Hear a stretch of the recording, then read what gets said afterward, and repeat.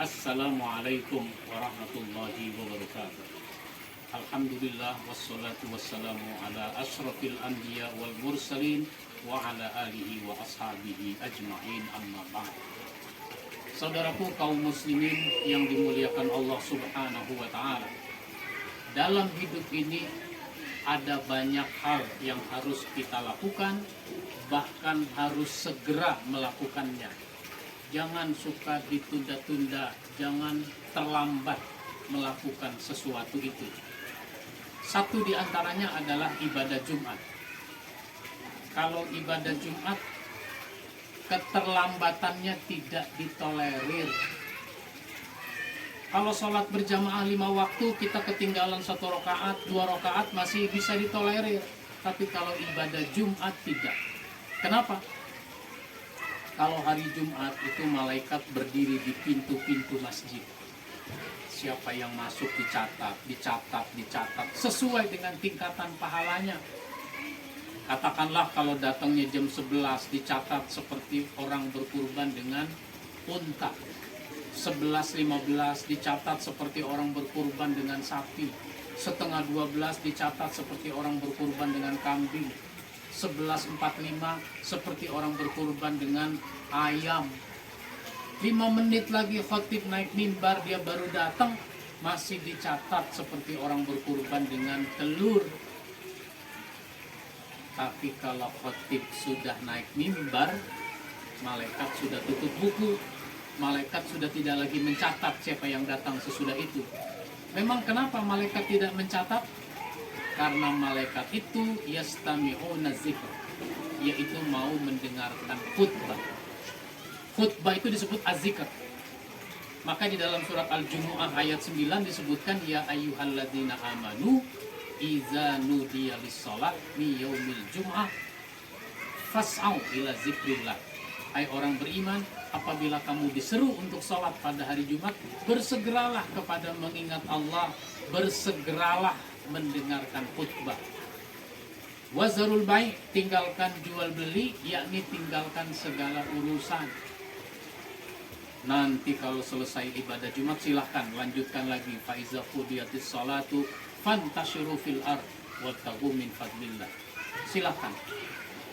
Jadi sebagai seorang muslim, kita ini paling lambat datang ibadah Jumat itu 5 menit sebelum khatib naik mimbar. Tapi sayang 1000 kali sayang, setiap Jumat saya berkhutbah di masjid kantor, di masjid masyarakat, di masjid kampus, di masjid sekolah, di masjid rumah sakit, di masjid pabrik dan sebagainya. Itu kalau saya naik mimbar, seumur-umur saya jadi khatib, itu tidak pernah mengalami kalau saya naik mimbar assalamualaikum jamaahnya udah duduk 100%, itu belum pernah. Khutbah 5 menit ada yang baru masuk.